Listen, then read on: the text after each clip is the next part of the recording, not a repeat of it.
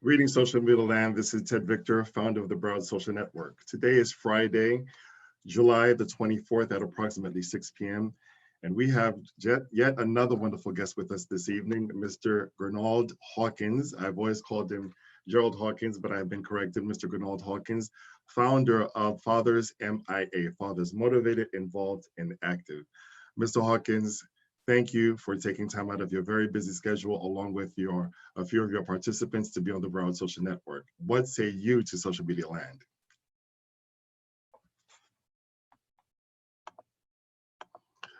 Please forgive me, we have to unmute you. Your camera, your microphone is muted. There you go. Start over. Can you hear me now? Yes, I can. Thank you. Listen, Ted, I thank you for having us on your social media network. Listen, I am a fan of yours, and I see the great work that you do in our community and the thousands of viewers that you have every week. You allow small organizations such as the one that we have to be highlighted in such a busy world. And listen, I just hope that everyone could get an understanding of what we do, and I also want to introduce you to some of our participants a little bit later. But thank you for allowing us to be on here with you. Absolutely, absolutely. Mr. Hawkins, the work that you do, and I'm not necessarily trying to flatter you, is absolutely essential. I've been an educator for about 20 years. I am also a family man myself. And the expression that it all starts at home is key. Talk to us about how this organization began. How long has it been around? And why did you see the need to create such a powerful organization? The organization, it was in conception, it started around 2016. I always mentored the young men, young ladies, especially the young men at my church. And I would always see the mothers drop the young men off to our mentor on our classes. And the fathers usually were MIA. And after mentoring for several years. But let's clarify when you say MIA, because honestly, when I first saw the letters, I thought they stood for something else, but your MIA is different than the other MIA. Yes, the father was always missing in action. Okay. Father's missing in action. Then I started coaching with my sons. I wanted to be a part of my son's life, so I started coaching. And I would usually see a lot of the mothers dropping their sons off to the football field.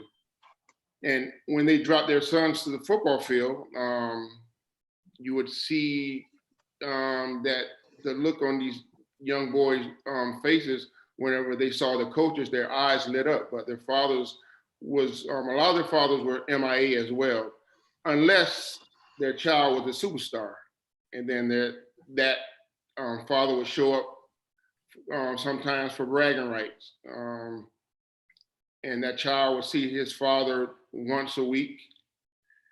That was during the football season, football games. Then after the football season was over with, and then sometimes the father would go missing in action again. So that's where I'm a man of faith. So that's when the Lord dropped in my spirit the name Fathers M.I.A. But the name is, even though the concept was Father Missing in Action, but the name is Fathers M.I.A. Fathers Motivated, Involved, and Active.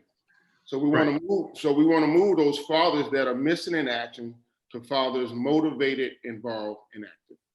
Okay, so on a month-to-month or annual basis, day-to-day basis, what exactly does your organization facilitate for the participants? Well, we have we try to, the organization, well, our mission statement, let me start with our mission statement. Our mission statement is to change the world with one child at a time by integrating the father's role back into the existing family unit. So we want to be able to take these young ladies who fathers are not actively involved in their lives, to try to somehow speak with the fathers at some point to try to get those fathers back into these young ladies' lives. But not only do we deal with fathers that are around and don't want to be a part of these young people's lives, but we also deal with young men and young ladies whose fathers have been deceased as well. So we try to be that mentor for these young ladies and young men as well. So what we do is we have events for the fatherless. Matter of fact, each year, matter of fact, these young ladies that you see now were a part of our event, our classes, our sessions. We have an event where young ladies who are fatherless, young ladies probably never get a chance to do that father-daughter dance. So what we do is we partner with police agencies throughout Broward and Dade County. The police officers escort these young ladies, take the place of these young ladies' fathers for one night so that these young ladies can do a simulated father-daughter dance. And at the end of the night, we give away scholarships to some of the deserving seniors. I think all the young ladies here have received one of our scholarships. And also before the gala, we also have sessions. We have a motivational session. We have a healing session. We also have an etiquette class as well. I think the young ladies have had a great time in each one of those sessions, and I think each one of these young ladies probably can tell you which was their favorite session. I'm quite sure the different sessions where we usually have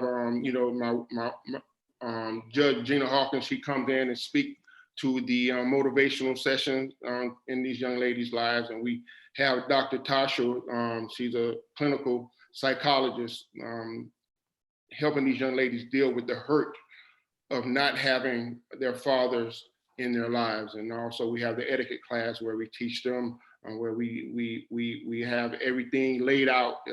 We dine with them, teaching them what fork to use, how to sit, the young lady that teaches that session, she's an awesome teacher as well. Awesome. So let's just take a volunteer because you have quite a few here. We have about maybe 10 to 12 participants present with us today. Is there anyone who would be brave enough to introduce herself and to talk about the experience she's had with Fathers M.I.A.? Hello, good evening. My name is Tonia Ellison, and Fathers M.I.A. has definitely helped me in the sense where I don't have my father in my life, and they created an environment where we feel safe and open to express how we're feeling, and we have trusted people around us, authorities that can guide us in the right direction. Ms. Ellison, thank you very much for sharing with us your story and your information. Would I be out of line to ask why your father's not with you? My father lives in Jamaica. Okay. And he's not involved in my life by choice. So Okay. Yes. Okay. And are you in touch with his family at all, or is that side of the family completely disconnected from you? Just recently, they've been trying to connect with me, which I appreciate, but still given the time, you had all my life to do that, so I don't really know how to feel about it. Do you feel a sense of void? Yes, I do. Okay. And how did you meet Fathers M.I.A.? It was introduced, actually, my auntie is a part of a businesswoman's meeting, and one of the members of Fathers M.I.A., the photographer, was there, and she told me about Fathers M.I.A., and then later at my school, it popped up again, and they were telling us to sign up, so I signed up, and here I am. Where do you go to school and what grade are you in, if you don't mind me asking? I recently graduated from Miramar High School. Congratulations. Thank you. What are your future plans? I'm doing UCF online right now for the summer, and then I'm studying neuropsychology. So I have a small upcoming business, Lavish Me in Spirit, that I will be indulging in my future and creating a safe environment for trauma survivors. I am so incredibly proud of you. One very powerful question with regards to the presence or absence of fatherhood. How do you think the absence of your father has shaped your worldview?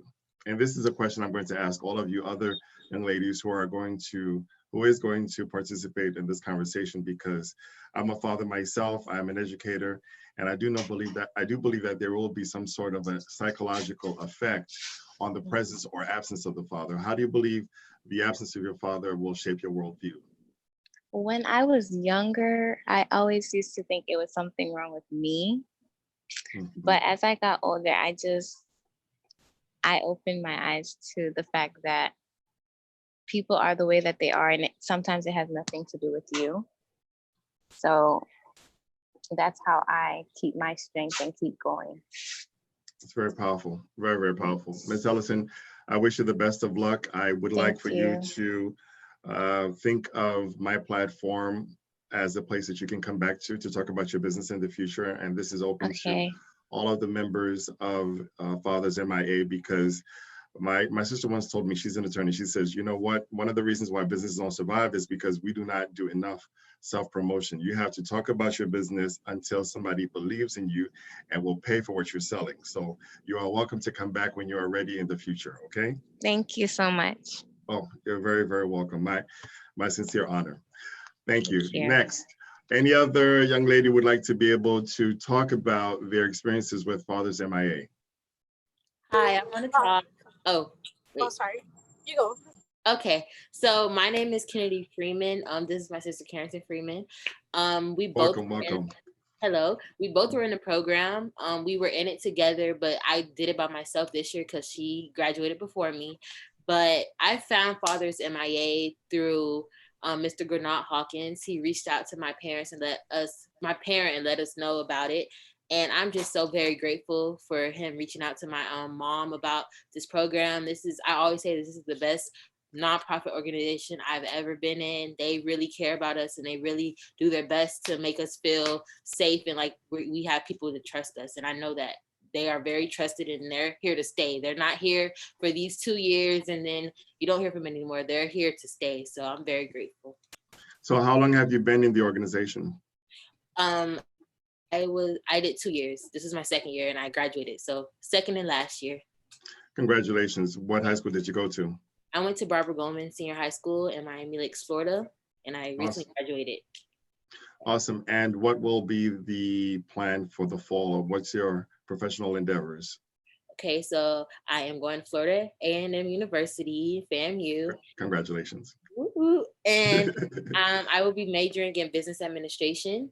Yeah, that's what I'm doing this fall. Just going to be focusing on school and whatnot. Awesome. Now let's talk about parenting. So your dad was absent. Do you know why?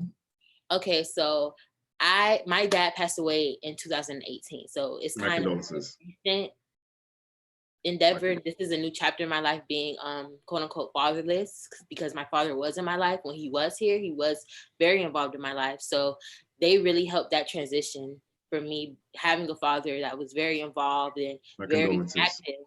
Thank you. And to not having one at all. So they really helped that transition be a lot easier for me. So yeah. Okay. So are there other family members who have stepped in or members of the community to kind of fill those shoes? Really, no one can really replace your dad, but just kind of fill those shoes? Yes, actually, my uncle has really stepped up. Like my uncle has always been, that's my uncle. But after my dad passed, he really just stepped up and really stepped in to be a father figure to me and my sister.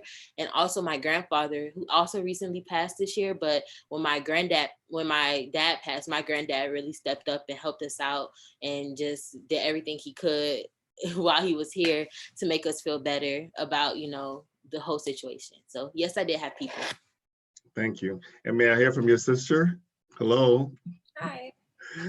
What was your experience with M.I.A? Were you there for 4 years or just a few years? I did it my senior year, so I just did my 1 year last year. I had a really great experience as well, getting to go to the meetings with my sister and getting to be around a lot of girls who were in the same age group as I was. And so just getting to connect with different peers and getting to experience the gala that we had at the end, and having, the police officers there to escort us and have a male figure there with us. So I had a really great overall experience with the program. I was very happy with it. What are your professional plans? I'm currently going into my second year at FAMU. I'm studying broadcast journalism, and so the plan is to go back in the fall as well to continue my studies. Okay, so I'm a teacher, so I have to give you homework. And I mentor as well, just as Mr. Hawkins. And my network involves professionals who will mentor students in whatever profession you choose for a day. And I'm actually opening this up to all of the participants. And I'm not guaranteeing that this will happen in a fast time frame. So in the past, I've taken some students to WLRN in Miami, the news station. And so in the future, if, for example, you're still around and you stay in touch and I'm having an event, I'd love for you to participate. Thank you. I'd love to. Because once you get the degree, and this is for all young people, once you get the degree, it's all about who you know. It's all about who you know. So definitely stay in touch, and I wish you the very best of luck. Thank you so much. Thank you. Thank you so very much. Who's next? Who'd like to be able to, before I go back to Mr. Hawkins, who'd like to be able to give me some feedback in terms of experiences with Fathers M.I.A.? Hi, can you hear me? Yes, is this Miss Tanika? Yes, my name is Tanika. I did the program in 2018, my senior year of high school. I learned about it from my guidance counselor, Miss Mamby. So I was struggling with getting scholarships, and she encouraged me to apply for the scholarship, and that's how I got involved in the program. Okay, so what high school did you go to?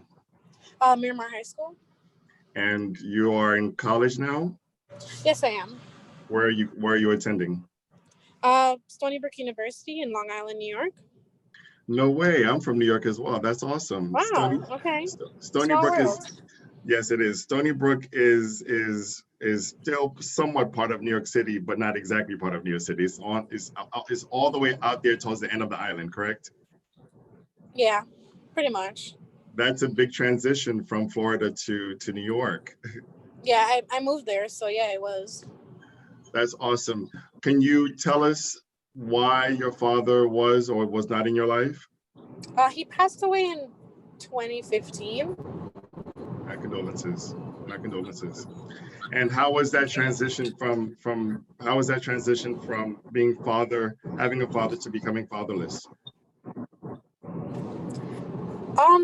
It was an adjustment, so to speak, because my father is present in my life, and then he slowly got sick. So to see, as a young girl, to see a person that you kind of classify as a hero just slowly dwindling, it was very difficult.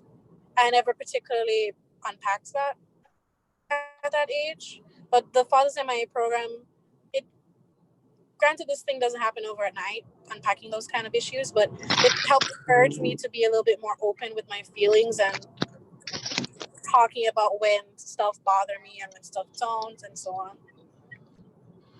Okay, here's a question that may be too personal to ask, but I'm going to ask it anyway because I believe that this conversation can help somebody else. And any young lady can answer this question, including you. When the father is absent or has passed away or is absent for whatever reason, does that somehow impact the relationship? Does that somehow impact the relationship you form with guys? So I feel like it depends on the circumstances of the absence of the father. Right. So for me personally, because my father was ill, I know personally in let's just say, for example, in romantic endeavors and sometimes even in platonic relationships with men, sometimes I feel the need to fix them, which is, not really a healthy thing, because you shouldn't seek to fix people. They should just, come to that conclusion on their own. But, Yes. I would look for men that I could build up or fix because I couldn't fix my father. So stuff like that. I appreciate that very much. Very, very much. Well, what are you majoring in? I don't know if you already told me that, but what are you majoring in? I'm majoring in respiratory care. Awesome. Awesome. I wish you the best of luck. My wife is a nurse, so you're going to be very busy now more than ever. Yes, I Considering will. the considering the pandemic, the world is going to need you. So thank you very much for making that brave step. All right, thank you. Okay, who's next before we go back to Mr. Hawkins? Because Mr. Hawkins, I do have some questions for you after I got some wonderful feedback from your participants. We'll take one more who can give me some feedback as to what the experiences was with Fathers M.I.A. I can. Hi. Or oh, Is that okay? Is that Nyla Johnson? yeah, that's me. Good afternoon. Welcome. Hi, how are you? I joined Fathers M.I.A. in my senior year, which was last year, and I just graduated, and currently I'm at FSU. My major is biochemistry at the moment, and I'm doing Awesome. online classes right now. But I mean, Where yeah, did you go to high school? I went to South Broward High School. Awesome, awesome, awesome. I'm a science teacher, Where so I'm from. I heard someone's voice. Please bear with me for a minute. I'm a science teacher, so I love science, and I commend you for going into the sciences. What do you intend to do professionally? I intend to possibly be a manager at a clinical research institution. I'm sort of feeling my way around right now. I just got some experience in actually doing research. They have a undergraduate research program here that allows undergrads to get connected to. This one tastes good. Hmm? You don't even need gravy. Let me see if I could mute that. Let me see if I could mute that microphone. Yeah, Miss All Smith. right. Yeah, there you All go. right. Please continue, Miss Johnson. But yeah, they allowed me to do some research at the university with professors that are doing research on their own. And I like the feel of it so far. How old are you? I'm 19. Okay, and the reason I'm asking is because I'm a person who did research in Baltimore, in New York, and also overseas. I'm going to ask you to write down or remember National Institutes of Health, National NIH, National Institutes of Health. They have they're so looking for young ladies. They're looking for people of color to be able to come up there to do research, and they will also pay you. And the doors that they can open for you is amazing. We do not have enough people in science. We do not have enough women in science. We do not have enough people of color in science. So I really, really, really am happy to hear that. I encourage you to go as far as possible. And if you need any more recommendations in terms of where to kind of look, please, you're welcome to call me. And I'll tell you a very quick story. I applied for the NIH because I went to medical school, even though I didn't finish. I went to Howard Medical School. But before I went to medical school, I did research because they always want you to do research. And I applied for a fellowship, an international fellowship. And I applied to go to Holland, and they didn't have enough space in Holland. So they said, well, you know, Mr. Victor, we like your application. How would you like to go to Brazil? And I said, I'll pack my bags immediately. And lo and behold, University of Maryland School of Medicine, through the NIH, sent me to Brazil for 6 months. They paid for everything. And as a result of that experience, that's why I'm able to speak Portuguese today, because one of the requirements was to learn the language. So I am so excited. If you are willing to keep in touch, I can definitely, no guarantees, of course, but I can lead you into the direction where you can get some more scholarships and more opportunities, because they desperately need wonderful young minds like yourself in order to be able to do research. Thank you so much. And very quickly, why, if you don't mind me asking, why was your dad not in your life? He passed away in 2013.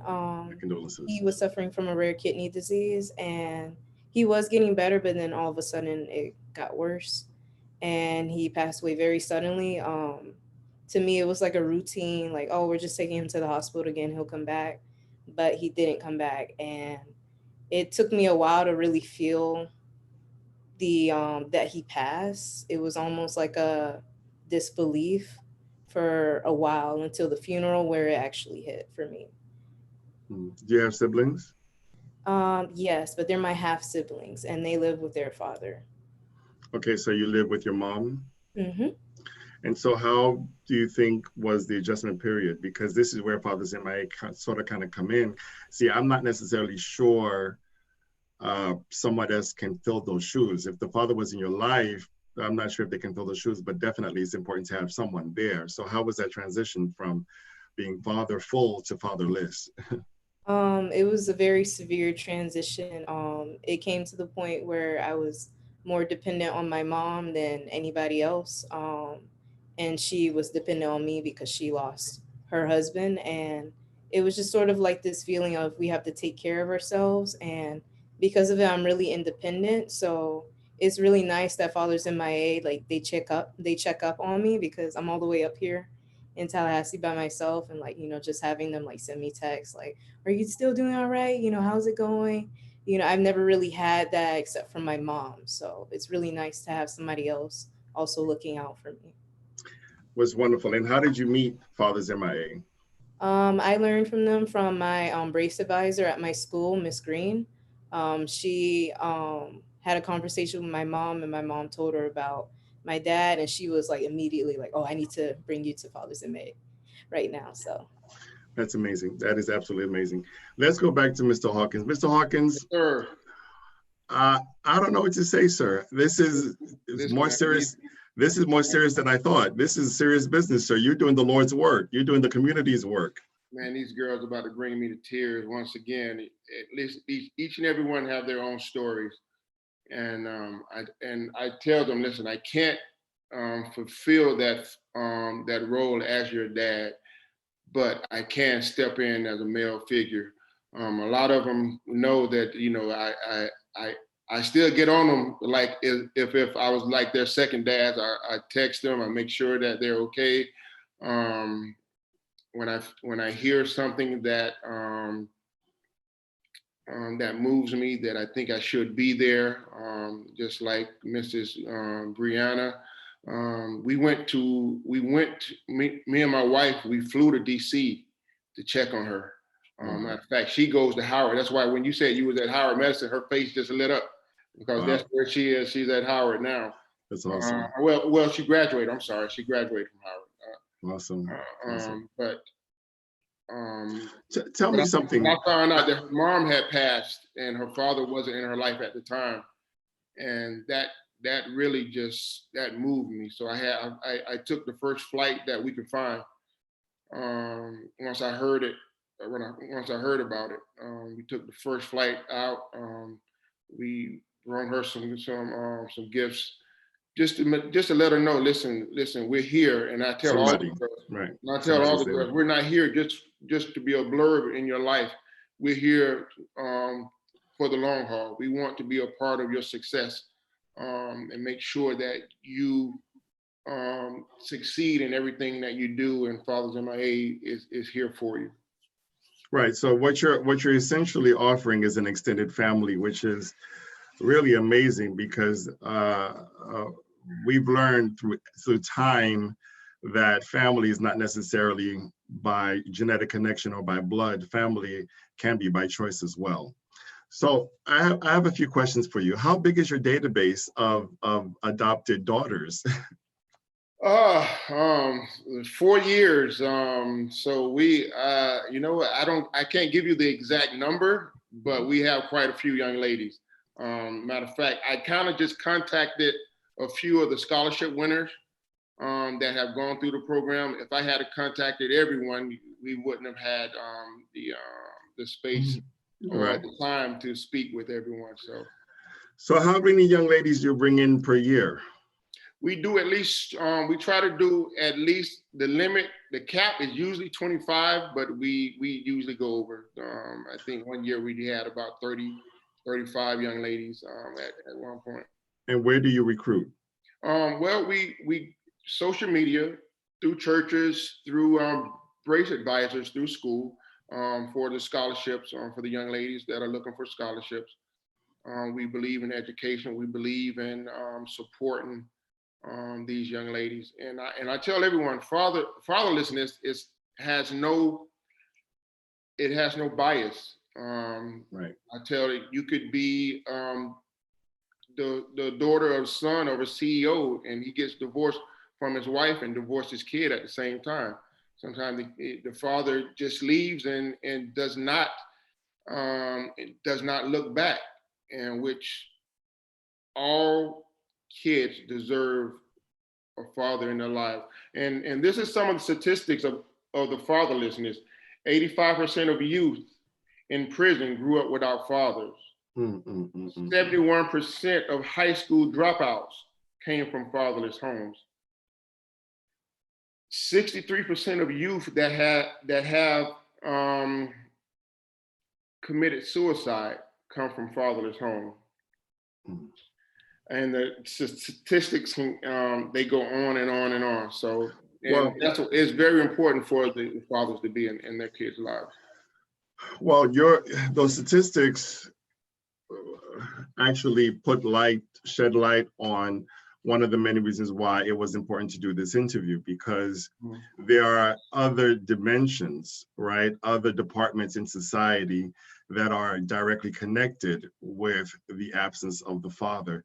As a matter of fact, you know that this is a very important election year, and we have some public figures who says that that's our biggest problem in communities of color, the absence of the father. So let's just take a few steps, because I really need more time with you to have this conversation, because it's a major conversation. How often do you meet with young ladies? Well, right now, we try to, actually this year was the year that we were going to be doing quarterly events with the youth of our community. We were going to get doctors, lawyers, teachers, plumbers, anybody that does any craft work, or anybody that's doing anything successful in our community. We were going to start having these quarterly events, but COVID kind of came in and kind of stopped that. But for the most part, right now, we are setting up now. We're setting up Zoom with Dr. Tasha. We're going to have Zoom meetings for the young ladies and the young men. Matter of fact, this year was supposed to be our golf tournament for the young men, where we were going to have men that are successful or doing things in our community. We were going to have a golf tournament, and we were going to have a foursome where we was going to pair a young man with one of the teams, and as they're going through the golf course,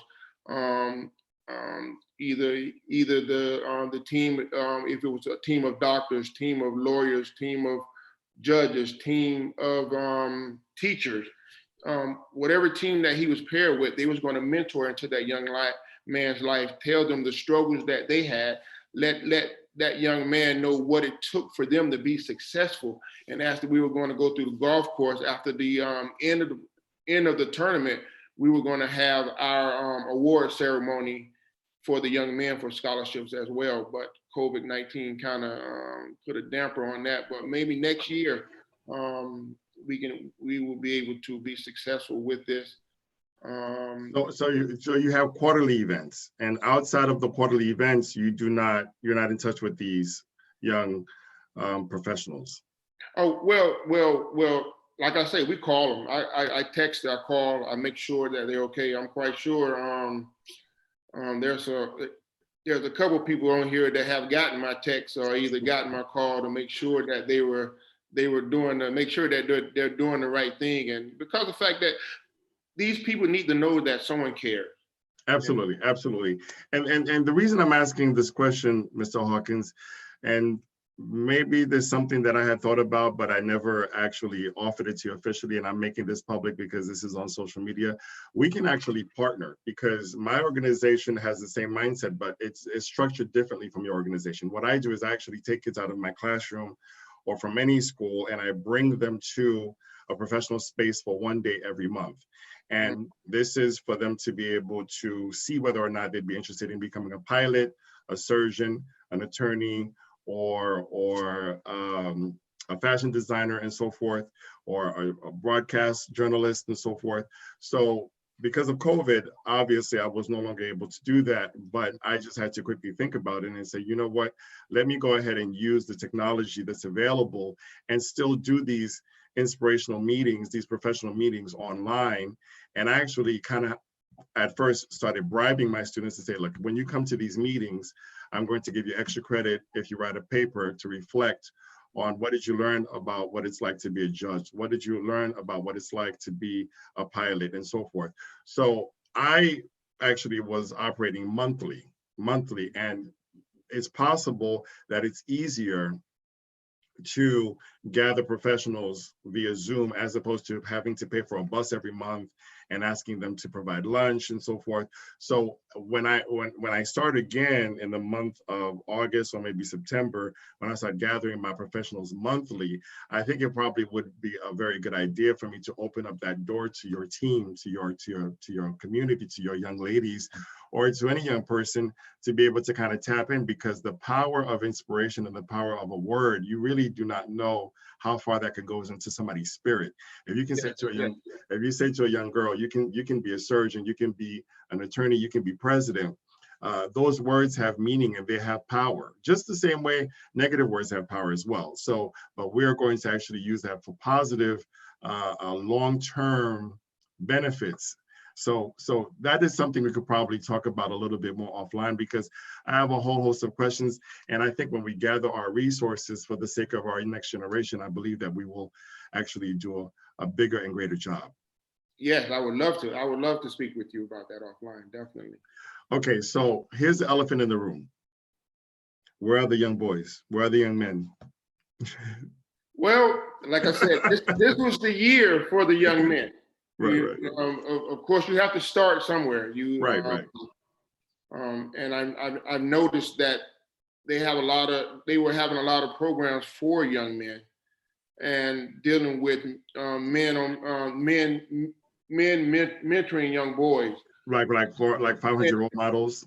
Yes, right. Yes, 5,000 role models. They were mentoring the young men, but there was really no men stepping in the gap for their absent father, for the fatherless. But you have volunteers for the young ladies, correct? Where are you getting your volunteers from? Well, believe it or not, matter of fact, I have a partner, co-partner here with the organization. His name is Mr. Jackson, Mr. Robert Jackson. He is the co-founder of the organization. I'll tell you, matter of fact, he is the kind of, I always tell everyone he's the brains, he's the engine behind the organization. He keeps the organization moving. Right now, I think he has a wedding that he has to perform this weekend, so that's why he's not on the Zoom call. But he and I, we kind of tag team. When we're speaking with the young ladies, we kind of tag team. We kind of like bounce off each other when we're talking to the young ladies. And it's very important to have a positive role model, a male role model, to speak into the lives of a young woman, because of the fact that there are so many men out here that are trying to be deceptive towards our young ladies. And we want to make sure that we feed positivity into these young ladies' lives.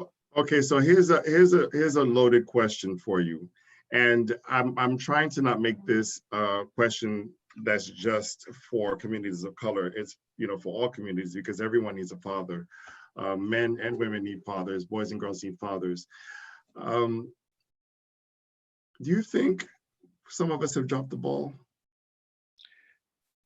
I think that, matter of fact, if you look at your screen, you can tell some of us have dropped the ball, and it does not, and it has nothing. It has really nothing to do with the color, the racial lines. I have my Hispanic young ladies that are here, my Latinos. I have my Caucasian. Mr. Hawkins. Daughters here. Yes, Brianna. Can I speak to that a little bit? Yes, please. Welcome. So, hi, everybody. Introduce yourself, please. My name is Brianna Nargiso. I'm a recent graduate of Howard University. I was in the program in 2017, my senior year. I have a BA in journalism and political science. From Howard. Go Bison. Go ahead. Right. My friend Tony's on here too. She was with me in 2017 with Fathers M.I.A, and she's also a Howard student. Don't want to leave my Howard Bison out. But I'm also a Mercer student, grad student, and I'm teaching in Clayton County, Georgia, 3rd grade this year.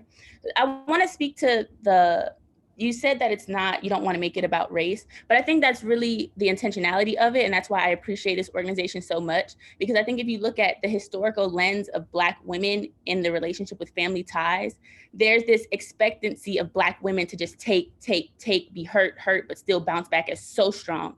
And I think because of that, there's like, when you look at scholarships, it's like, oh, you're Black, oh, you're a woman, cool, we'll just throw some money at you. But there's never like any unpacking of how internally those things rupture your spirit and kind of get to you and burden you down, because you're so expected by society, by family, by the Black community to be this like emblem of success, of strength, of adversity, of resilience. And I think that that kind of plays a big role on the mental capacity of Black women, especially growing Black women. So I think that it's important, yes, that we include everybody in the conversation, but I think it's also really important to make sure we're specific on who is really being impacted by this issue historically and socially. And so I think that's really why I appreciate this organization. And it's like, they're not scared to be specific. These are Black people mentoring Black people. And that's so important because we don't see it. And I think that it's not the white man's burden to do it either. So we need that from our own community. And what Mr. Hawkins didn't speak to is that I think we kind of overlooked how important it is to have like those, majority of the police officers at my gala were police officers of color. And I think that that's also a historic issue that's not tapped in as much. The relationships between adolescents in the Black community and that relationship with police. And I think that that's so impactful to have police of color play that role as the Black male in the lives of growing Black women. Okay, so listen, I'm gonna have to invite you back. Okay, probably a lot of you young ladies, I'm going to have to invite you back because I have talks like this about relationships in our community all the time. Very briefly, what is your story? How is it that you are part of this organization? Talk about the presence or the absence of your father and the meaning behind that. Okay, so my story is a little different because I think that the story of my father isn't as Black or white. I think that the story of my father has always been absence when it feels comfortable.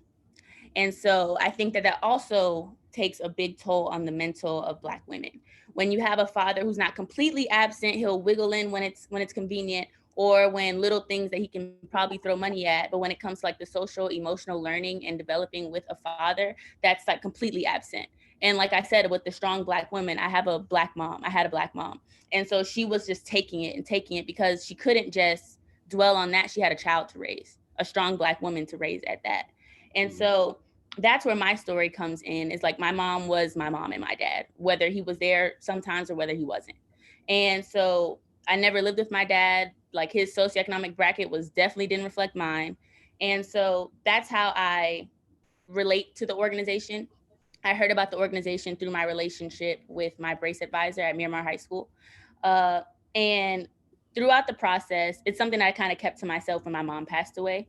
And so I think what Mr. Hawkins is talking about is when we would check in regularly, it just happened. Like, I just said it one time and he was like, wait, like, you didn't tell us that. And I was just like, well, honestly, I didn't tell myself that. You know, it's kind of like your brain plays tricks on you to be like, oh, well, she's just not here right now. But when you get to college, when you're on your own and you need like those parental figures in your life, you realize how significant that absence is.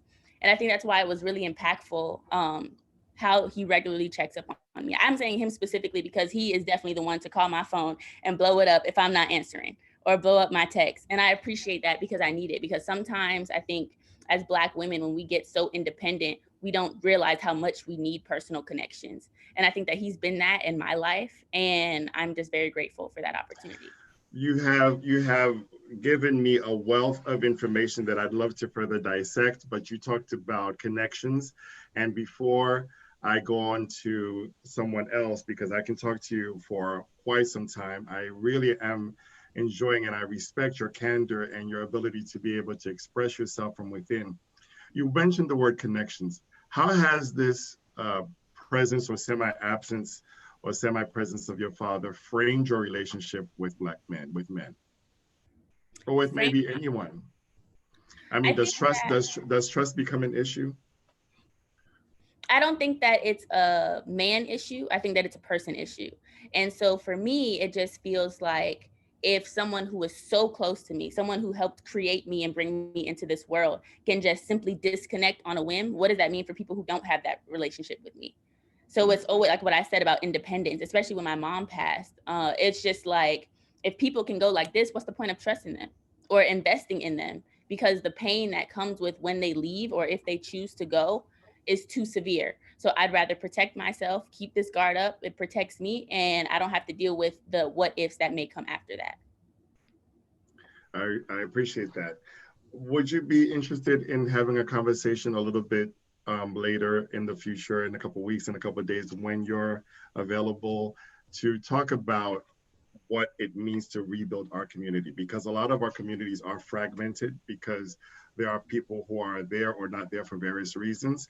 And now where we have protesting, we have COVID-19, there's a lot of conversation about building the economy of the Black community. And in my humble opinion, I'm not necessarily sure we can build our economy unless we have a solid family. Does that I'm make sense? also not sure we can build a community if we fail to look at the historical underpinnings of why it is the way it is. How old are you? And Ted. Wait, hold on. How old are you? I'm 21. You know, I know for a fact, Mr. Hawkins, I was not where this young lady is at the age of 21. More power to you. I think, matter of fact, I turned 21 over in the desert and doing Desert Storm, Desert Shield, and I was definitely not. I was a scared I'm still a scared young man. This sister is sharp. It's very, very sharp. Ted, but listen though, when you talk about building, just like my partner always says. By the way, he's on, Mr. Robert Jackson III. Yes. Yeah, he's on. He's on with us. Yes. Yes. When you talk about building, I mean, even when you look at the house, if there's a crack in the walls, you can repair the crack in the walls. If there's a crack in the roof, you can repair the roof.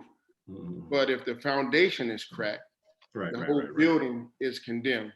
And I think that what's happening with our community and our society, the foundation of the family has been severely cracked, and we're living in a condemned state. So we have to rebuild our family structure. Men, we have to step into our place. We have to step where God intended for us to be. As like I always tell this story, when the disciples asked Jesus, how should we pray? The very first two words that came out of his mouth was our Father. He could have said our God, he could have said our provider, he could have said our protector, he could have said our, you know what I'm saying, he could have said our, you know what I'm saying, our Redeemer, but he said our Father, in which, in back those, he always gave the people something that they could relate to, and which was Father. And I think that saying Father encompasses all that: provider, protector, someone that you should be able to lean and depend on. Father is a very strong part, should be a very strong part of today's family structure. I always say the father does not always have to be in the home, but he should be present. Okay, so let's talk a little bit more about fundraising, because you say you offer scholarships, because if you're picking up 25, 30, 35 young ladies every year and send them off to college with some scholarships, how are you making that happen? Oh man, we are, I mean, it's grassroots. We sell tickets, we sell raffle tickets. We go to community businesses, asking them to donate to our organization. We basically try to get the word of mouth. We use social media. We are a 501c3, so whatever donation that is given, it is tax deductible. And listen, we make sure that we use the money to help our generation, help our kids. Oh, absolutely, absolutely. And it's like I look at all our kids. I see Savannah on here. I see Megan. I see Leslie Green, Crystal Jones. I mean, I'm seeing everyone that has not spoken yet. I'm calling the names that has not spoken as of yet. And I see these girls, these young ladies, and listen, and I try to tell them, no matter what happened in life, what happened to you, with your father, right. That you're still whole, you're still complete, you're still a whole Savannah, you're still a whole Megan, you're still a whole Nyla, you're still a whole Brianna. And the list goes, Kennedy and Carrington and Tony and Crystal. Guys, Leslie, you're still whole. No matter what happens in life, you're still whole, and you still can do whatever you want to do in life. You can accomplish anything that you put your mind to. And I just want them to rest assured that we are here as an organization. Matter of fact, one of the ladies that are in charge, that help with the young ladies, she grew up without a father in her life, so she knows what these young ladies are going through. Right. These scholarships, if you don't mind me asking, how much is it monetary wise, if you don't mind me asking? Well, for the first, I guess for the first 3 years, we were at $1,000 a piece. Mm-hmm. I think.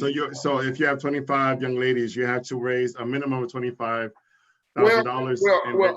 Well, all the young ladies didn't receive scholarships.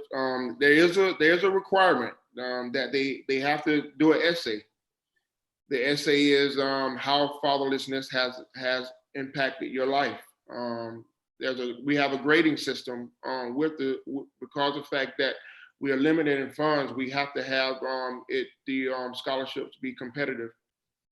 I wish I could have given each and every one of these some of the young ladies that are not on the call tonight, I wish I could have given all of them scholarships. But we want to let them know, listen, there's nothing free in life. There's nothing easy in life. You have to earn it. Let me stop you right there, Mr. Hawkins, with all due respect. Let me stop you right there. Do you believe in the power of words? I believe in the power of words. Yes, I do. Okay. All right. So I'm just going to, this was not my plan. I'm just going to throw this out there in the universe. Maybe you've thought about this already, because sometimes great minds think alike. I'd like to definitely have a conversation with you offline about this major gift to humanity that you're working on right now, because you're closing spaces that were supposed to have been filled by the men who father these children. And so it's just very, very powerful.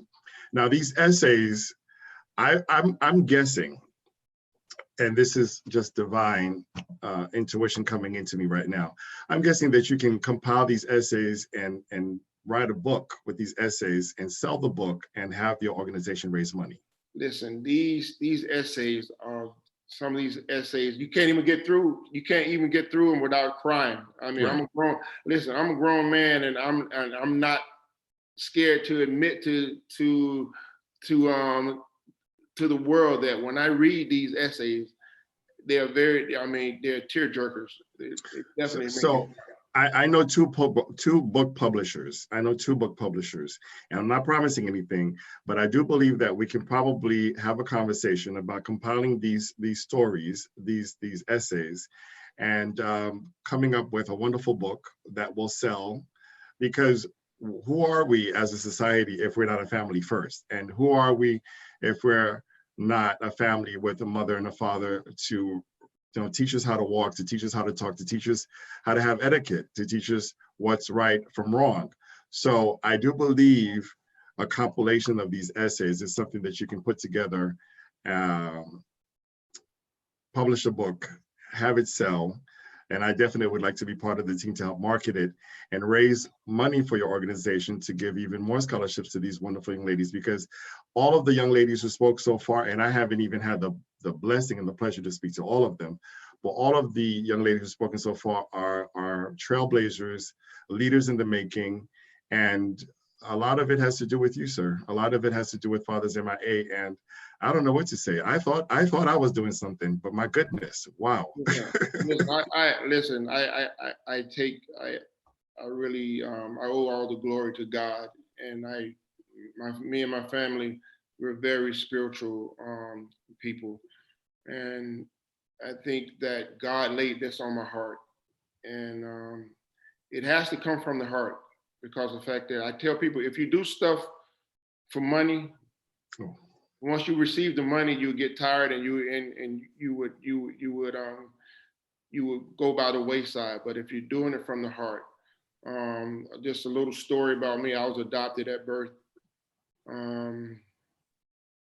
into a wonderful family, but I always had that longing to know who my biological family was.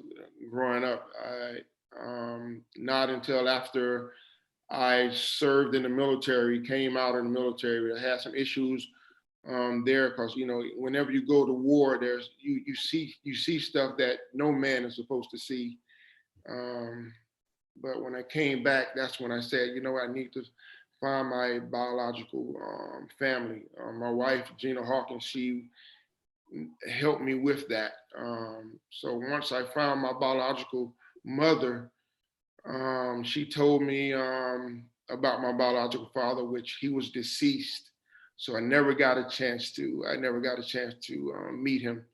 Never got it, but I heard that he was the guy that kept the party going. He was the lively one of the, which me, I'm the opposite. I'm not quite like that, but once I found out that he was deceased, that I could never get a chance to ask him any questions. And then once I saw all the people that I was mentoring, whose fathers weren't a part of their lives, I knew that I had to do something. And I had to be able to hopefully make some of these young ladies and some of the guys that I've also mentored, make their lives a little bit brighter. Oh, man, that's pretty powerful. Very, very, very powerful. And would it be fair to say that if you were not adopted, we probably wouldn't even have Fathers M.I.A.? You know what? The type of guy that I am, because I love being a father, and I think that every child should have that male in their lives.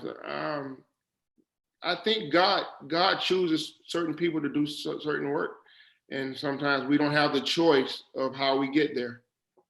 I understand. However, I'm guessing that you being adopted left some questions, right? Because if you are fatherless, right? If somebody wakes up and goes to school and says everybody has mom and dad, and somehow he or she does not have mom and dad, you have questions, right? So I'm thinking that those questions from being adopted led you to where you are today. Yeah, those questions, but I must say that my father that I grew up with, he was awesome. He was the type of guy that sit me down and say, son, listen, you don't want to rent from no one. You make sure your credit is always on point. Make sure that you provide, and you make sure that your family have a roof and food in the cupboard. So this has been my assignment. I mean, he taught me this. It's nothing like having a man speaking to your life. So your adoptive father was very present. He was very present. My father, he was 50 years on the deacon board. He was present. I was the type of young man that went to church. I was in Church of God by Faith. I went to church morning, noon, and night, seemed like sometimes. But he taught me real values, to love everyone, treat everyone as you want to be treated. So I had real values, and I think that was the reason why that I started what I started. So you had a solid role model. Yes, I did. Absolutely. So even though we probably sort of kind of already answered the questions, what do you say to your boys? Because I know you have two sons. What do you say to your, because somehow in our community, and I believe the last young lady, what is her name again, please, Morgan? The young lady who just spoke? Brianna? The last young lady who just spoke, who went to Howard. Somehow the women are doing more than their share. right? The women are doing much more than their share. And I don't necessarily agree with that. So what would be your message? And you did say that there are other organizations out there working with young Black men, with young Hispanic men, with young men in general. What would be your message to men? Because as a teacher, I see it all the time. And I don't know, I'm disappointed. You know, a lot of us are just dropping the ball. But listen though, people don't know. I mean, people know about what I do with Fathers M.I.A, of course, but I'm also Miramar High School football chaplain. So I deal with the boys. Matter of fact, I think I deal with the boys probably more than I deal with the young ladies. Right. I'm always on the young men. I mentor the football team, and I've been doing that for the last probably 6-7 years.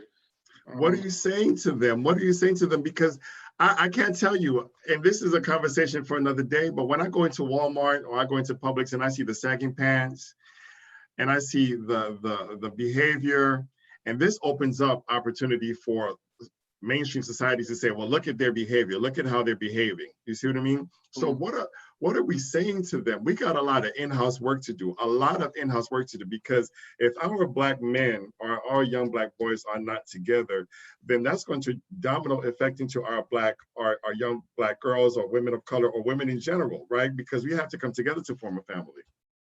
You must lead by example. We could say whatever we want to these our generation, these younger generations, but we must have people in place to lead by example. I know when the young men see me, if their pants were sagging, they look at me, they was like, oh, they pull their pants up, because of the fact that you gain their respect, and you don't gain it because of the fact that I'm hard on them. I gain it because of the fact that I show them love. I talk to them in a way where they respect me, I respect them, and I tell them all the time, listen. My name is Coach Hawk. A lot of them call me Pastor Hawk, Preacher Hawk, or whatever they call me there at Miramar High School. But I told them, listen, because of the fact that I come to you with respect, when you talk, I will not say a word. If you have something to say to me, I will listen. I give that to you. And because of the fact that I give it to you, I'm going to demand it coming back to me. Absolutely. It's all about accountability. We, our generation, that younger generation, they have no one to be accountable to. Fathers, and a lot of the fathers are not there. The mothers sometimes treat them as if they're the man of the house. You know, they introduce their son. This is my little man of the house, you know. And as you're growing up, you're hearing that all the time. You start to kind of believe that. But then again, if no one has taught you how to be a man, you don't know what the responsibilities of a man role is. Absolutely. So we have to be able to teach our young men how to respect our young women, Absolutely. How to respect themselves, how to respect listen, when I hear about a football player getting in trouble in the classroom, I'm the first one ringing their phone. Mm-hmm. Listen, you're gonna go to school and you're gonna behave, because of the fact that not only do you depend on it, but your mother is dependent on it. And I tell them all the time, I said, listen, young man, if I was to come today and I was to slap your mother, what would you do? He was like, Coach, I'll try to take your head off. I say, you would try to take my head off for that moment of pain that I just caused your mother. That pain is going to last for maybe about 10 minutes, then it's going to go away. But then again, you want to take my head off for the pain that I caused. But then again, you're causing your mother so much pain by having the teachers call them every day. Your mother's crying at night, right, for the fact that you're doing what you want to do. Right, now, that pain is lasting not only for just that night, but that pain is ongoing. Right. So you want to hurt me because of the fact that you thought that I caused a moment of pain, but you're causing pain for years, for years. And when I tell them to it that way, then they start to think. Then it's like, Coach, you know what? It makes sense. And I like what you said about respect. And I have this saying, this line that I share with my students, and I'll share with your young ladies as well. And this is just my humble opinion. The respect is first, right? Respect is first. Some people say, you know, love is first, but there's no such thing as love without respect, in my opinion. For me to love my wife, I have to respect her first. You can respect somebody and not love them, but in my opinion, there's no way that you can love somebody and not respect them. Respect is first. Respect comes first, and then you can talk about loving somebody. Because if you don't respect somebody, there's just no way that you can love them. You can respect somebody and not love them, but vice versa, respect has to come first. You know. Now, what I'd like to do, because we're over an hour, I'd like to give all of the other young ladies the opportunity to quickly introduce themselves, tell us their names, where they went to high school, where they're going to college, what they're majoring in, and then we might have to have a part two, because this conversation is ongoing. We have a lot of work to do. All of this stuff is connected. The fact that a lot of people are unemployed, predominantly of color, the fact that we have a lot of people who are dying of COVID, predominant of color, the fact that we have a lot of people who are actually protesting out there as a result of the George Floyd era, predominantly of color. We have a lot of work to do. And my guess is, if we were to have a solid father and mother at the house raising our community, a lot of these other effects we would not have. We'd have young men and young women prepared professionally to take care of themselves. We'd have young men and women prepared to tell the cops, no, you can't put your foot on my neck. It's not going to go down like that. And when you say connected, that's why I purposely use police officers to escort these young ladies, because the fact that usually whatever city that these young ladies are in, I try to choose police officers that are from their cities, so that if the young ladies can see these officers in a different light, and the officers can see the community that they serve in a different light, hopefully that the relationship between the police officers and our community would be better. All officers are not bad. I have a lot of friends that are officers. I have a lot of friends out there that wear the badge and wear it with respect and dignity. And I salute them all the time. I praise them all the time. That's one of the reasons why I choose police officers. And then plus, I don't have to do background checks on them either, because I don't want to hurt no one about my young ladies. I know that's right. I know that's right. I know that's right. But we try to do. These police officers are great. Matter of fact, some of the officers have called me, and they're still keeping in contact with some of the young ladies, even now to today. Awesome. Well, let's just go ahead and hear very quickly from any of the young ladies who is present and did not have a chance to introduce herself. Please come on, introduce yourself before we close, as I'd love to be able to see your face on the screen. I'd love to be able to have you meet my audience. So who is next? Who's volunteering? Hi, I'm Savannah. Hey, Savannah. I was part of Fathers M.I.A. my senior year in 2019. Where did you go? Hollywood Hills. Hollywood Hills, okay. And where are you now? I go to Illinois State University, and I study music therapy. Oh, you're out of state. Awesome. Awesome. And you intend to do what professionally? Right now, my major is music therapy. So we need a lot of that. We need a lot of that. And your dad, if you don't mind me asking, was either in or out of your life for what reason?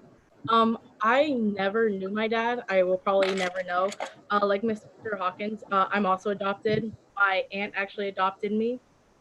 And my mom in and out of my life just due to drugs and jail and just those factors. So I've never had a father figure ever in my life, because I was also raised by a strong, independent, single mother. So. Okay. Thank you very much for sharing that. And maybe at some point in the future, we can basically have a longer conversation as to how these experiences has framed your life and what it means to make connections with other people in your life today. But thank you so much, Savannah, for sharing your story. Thank you. Who's next? Hi, my name's Megan. Okay, go ahead, Megan. We'll get you next. Go ahead, Megan. I joined Fathers M.I.A. my senior year, which was 2019, is when I graduated. I really enjoyed Fathers M.I.A. because it opened up this opportunity, this atmosphere that you could just feel safe, that you could talk about anything. And I really thought it was super cool that they involved cops. And my cop was from my area because I graduated high school from West Broward High School. And so I'm from Pembroke Pines, and it was just really cool that we kind of knew what we were talking about when he would like mention a building or a street, and I just knew what he was talking about, and we had great conversations.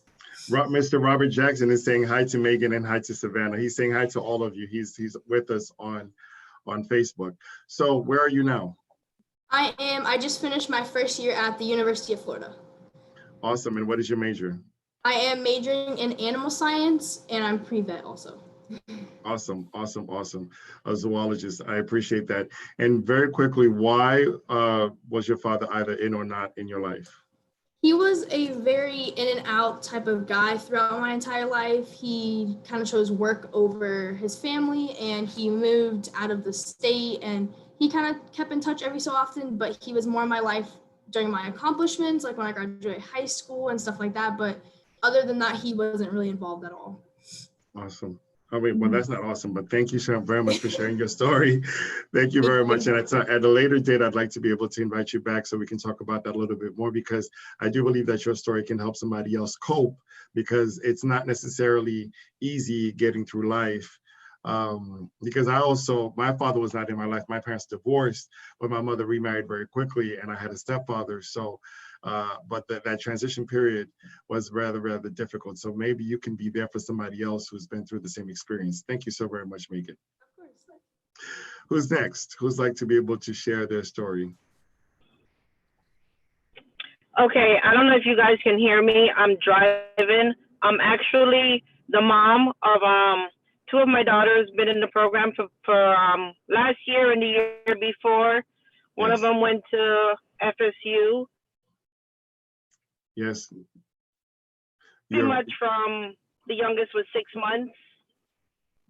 Okay, I can hear you, Nadine Smith. Go ahead and tell us. Okay, so yes, there's been in the youngest I think she's breaking. And she's 9. Nadine, are you driving? Nadine, are you driving?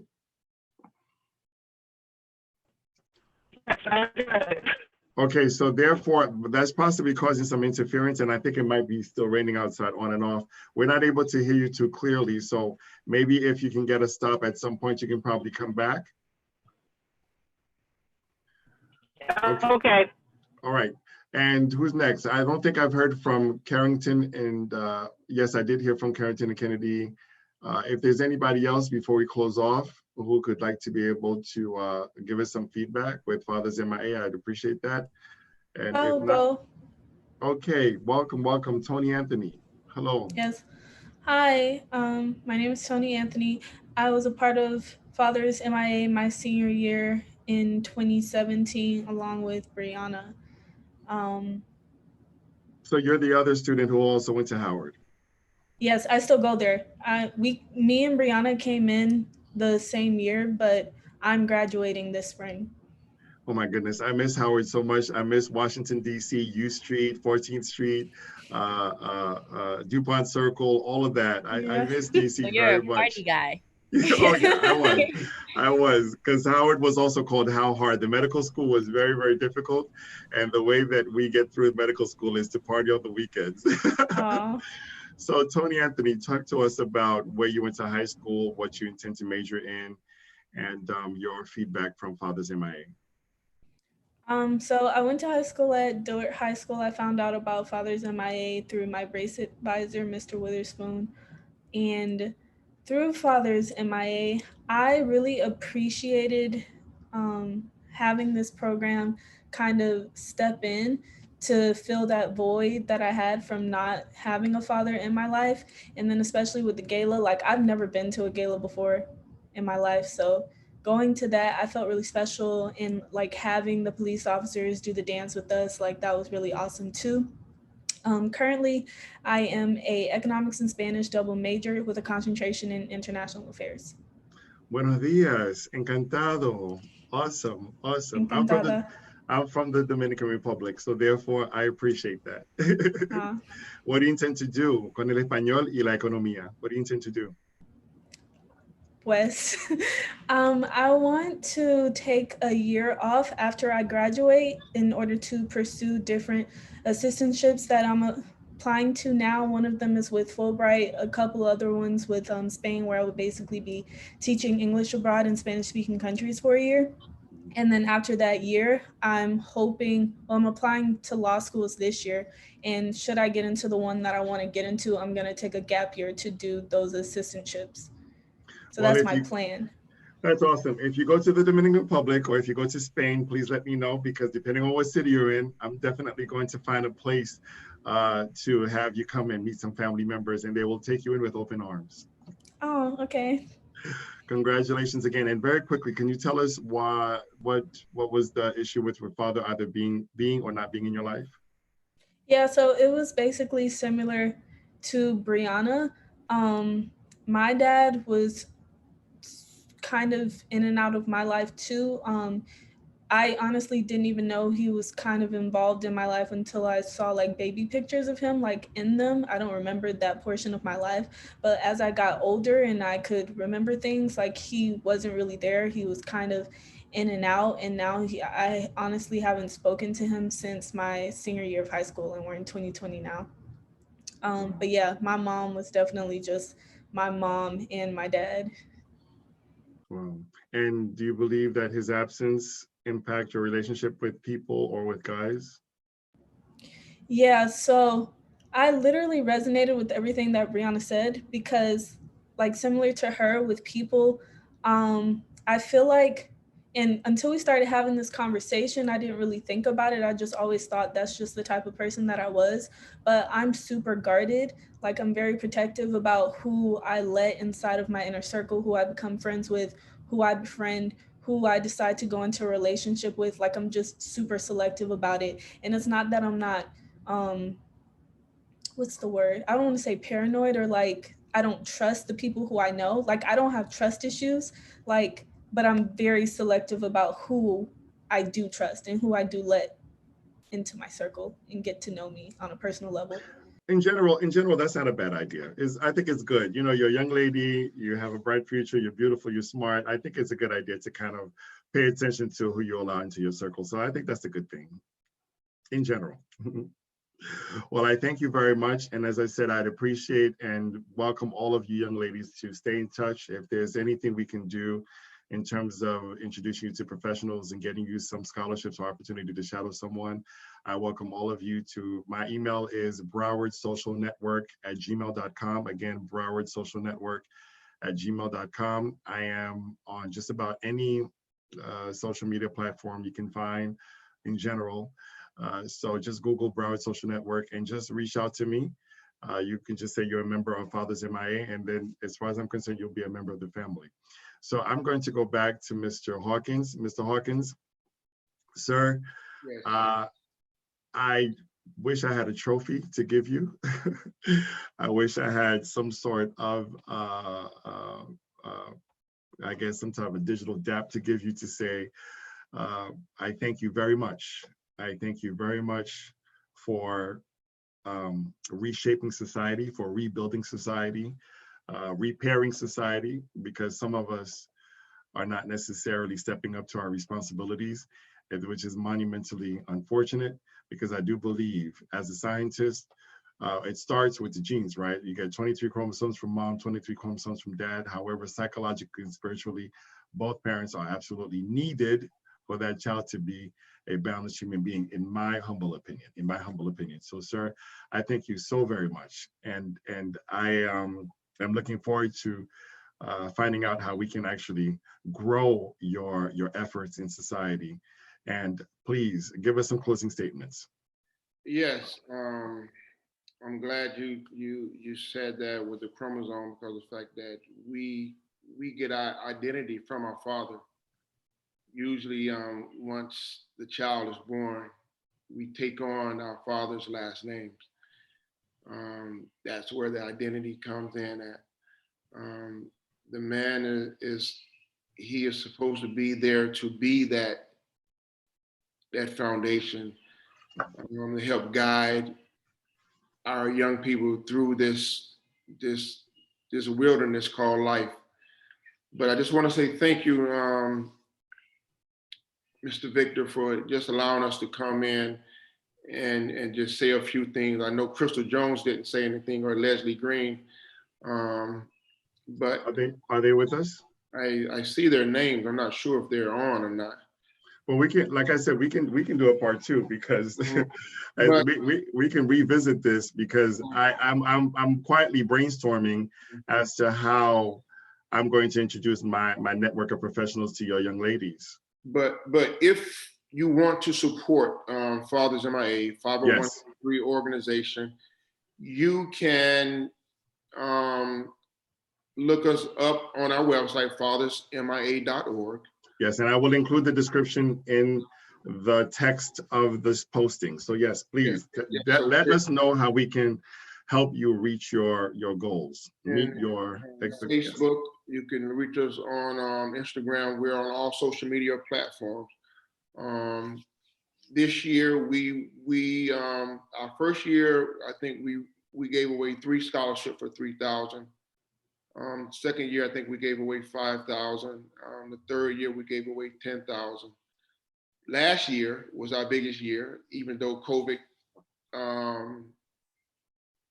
we weren't able to have our gala because of the COVID, but we did raise about $17,000 worth of scholarships. Each year, I think more people that are finding out about our organization and seeing what we are doing in the lives of the people that we're trying to touch. I think people are donating more. I would love to give away each girl, to have each girl walk away with a scholarship. That would be great. So if you want to support the organization, please go to our social media sites and our website, fathersmia.org. I think we have an obligation. We're not here on this earth just to eat and be jolly and just just die. I think we have an obligation to our brothers and our sisters, each mankind, to each one reach one. We should be able to each one teach one. I take this serious with our young ladies, our young men. We must show them that we have a society out here that are not just for themselves. We have people out here that really care. People out here that really want to see them. I always tell them, I want to see you win. I want to see you on top. So listen, young ladies, I'm proud of you. Please continue with your success. And I always tell you, matter of fact, all you guys should have my phone number. Anytime, you can text, you can talk. You have mentorship still from my wife, Gernald Hawkins. You know, she loves each and every one of you guys. You can still call her, especially the one that wants to be a lawyer. Please contact her. I have avenues. I have friends that are doctors, friends that are policemen. Matter of fact, I want to correct something, Ted. I said the police. We only have the police officers that escort these young ladies, and I really apologize to my firefighters, because we have the firefighters are there as well. Yes, we can't forget them. We can't forget them. I can't forget those. Listen, we have the firefighters out there escorting these young ladies as well. And I wish we could have more time so that they can actually really elaborate on the ball, on the gala, because we go all out. Some of these young ladies have never seen a gala in their lives. So when they dress up in their gowns. We dress up, the officers dress up in their Class A uniforms.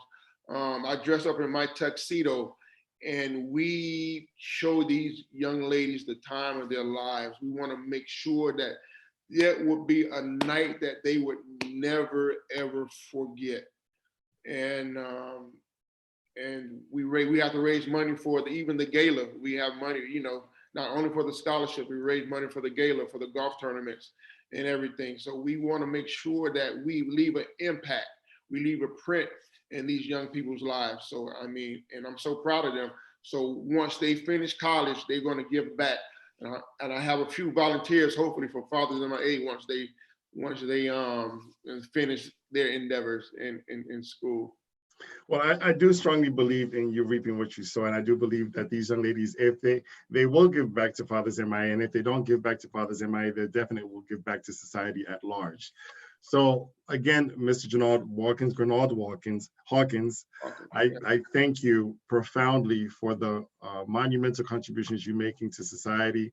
I thank every young lady who has participated today, and I do not want any of you all to be strangers to please stay in touch, because I'd like to continue the conversations with all of you. And if there's anything that I can do without any promises, because I do take my promises seriously, to help you reach your goals or meet somebody, I have a pretty decent network of professionals who are also mentoring young people. I thank you all so very much for doing what you're doing, and please keep up the good work. And Mr. Gernald Hawkins, I don't know, there's a place in heaven for you. There is a seat right next to the angels for you, your family, and everyone who is actually on the same path of helping the next generation. There's a place in heaven for you, sir. I thank you so very much, and I look forward to continuing this conversation and talking to you very soon. God bless. God bless. Well, there you have it, social media land. This is Ted Victor signing out with the Broad Social Network. Today is Friday, the 24th of July. I thank all of the participants who was with us today. Here's Sheila McCormick is with us today. Robert Jackson is with us today. Ms. Tanner is with us today. Please share this video with regards to Fathers M.I.A, and we will come back and continue this conversation again. The time is approximately 7:30 p.m. Friday. Please stay safe, and thank you for spending time with the Broad Social Network. Good night, everyone. Good night. Thank you. Thank you so very much. Good night.